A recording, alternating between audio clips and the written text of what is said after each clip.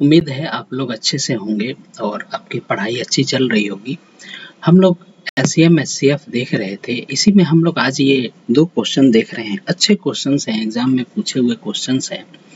आजकल एग्जाम में इसी टाइप के क्वेश्चंस आते हैं। तो आइए इस क्वेश्चन को करते हैं। कहता है let the least number of 4 digits that when divided by 2, 3, 4, 5, 6 and 7 leaves a remainder 1 in each case. If x lies between 2000 and 2500, then what is the sum of digits of x? तो यहाँ देखिए 2, 3, 4, 5, 6 और 7 जो है ये क्या है, ये डिविजर्स हैं। जो x संख्या है उसके क्या है, डिविजर्स हैं। तो हम क्या करें, सबसे पहले इसका एलसीएम निकालें। तो बहुत सारे मेथड हैं, 2, 3, 4, 5, 6 का एलसीएम हम निकालेंगे। ये क्या आएगा, 420 आ जाएगा। ठीक है।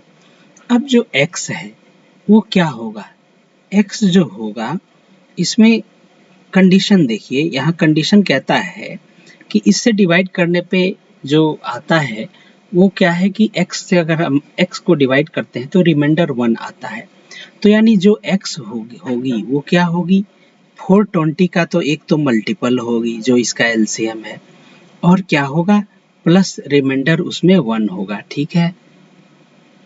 तो यहाँ कह रहा है कि x 2000 और 2500 के बीच में लाई करता है, क्योंकि हम जानते हैं 4 डिजिट की सबसे छोटी संख्या तो 1000 हुई, लेकिन यहाँ कह रहा है कि वो जो x है वो 2000 और 2500 के बीच में लाई करता है।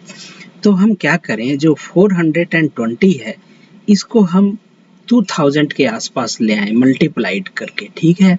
और उसमें 1 ऐड करते हैं तो ये क्या हो जाएगा, हमारा रिक्वायर्ड नंबर हो जाएगा।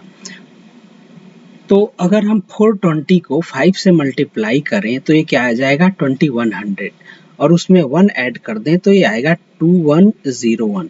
तो ये संख्या क्या होगी, ये संख्या ऐसी संख्या होगी, इस संख्या को अगर हम 2, 3, 4, 5, 6, 7 से डिवाइड करें तो क्या होगा, रिमाइंडर ईच केस में 1 आएगा, और ये संख्या क्या है, 2000 और 2500 के बीच में लाई कर रही है। ठीक है। तो इसके डिजिट्स के सम क्या होंगे, तो 2 + 1 + 0 + 1 यानी क्या हो जाएगा, 2 + 1 + 1 यानी ये 4 हो जाएगा। ठीक है। तो हमारा क्या आंसर होगा, 4। D option is correct. दूसरे क्वेश्चन को देखते हैं।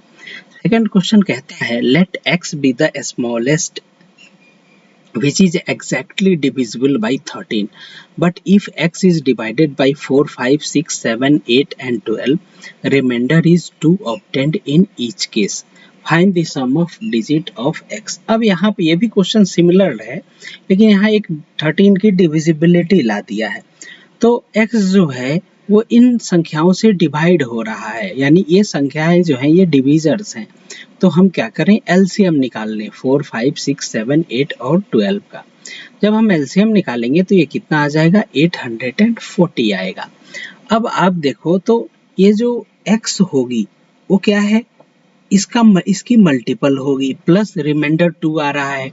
यानी हम क्या करें, x को कैसे लिख सकते हैं, आपको पता है dividend is equal to divisor multiplied by quotient plus reminder.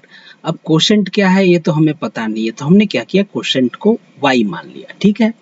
तो x की वैल्यू हो गई 840 मल्टीप्लाइड बाई y प्लस 2। अब क्वेश्चन में कहता है कि ये जो संख्या है x वो 13 से एग्जैक्टली डिविजिबल है। तो डिविजिबिलिटी के लिए हम क्या करें, इस 840 को हम 13 से डिवाइड करें तो ये हमारा क्या आएगा, रिमाइंडर 8 आएगा, कोशेंट 64 आएगा। तो इस 840 को हम कैसे लिख सकते हैं, ये 840 डिविडेंड है, तो इसका मतलब ये divisor multiplied by quotient plus remainder 8, इस 840 को हम ऐसे लिख सकते हैं। तो हमने यही किया है, 13 multiplied by 64 divisor multiplied by quotient plus remainder, फिर ये y यहाँ पर है, y से मल्टीप्लाई किया प्लस 2। अब हमने क्या किया, y को ये 2 पार्ट में बांट लिया, 13 multiplied by 64 into Y plus ये क्या है 8y प्लस 2। ठीक है। अब देखिए ये तो 13 का मल्टीपल है, यानी ये टर्म जो होगा वो 13 से डिविजिबल होगा।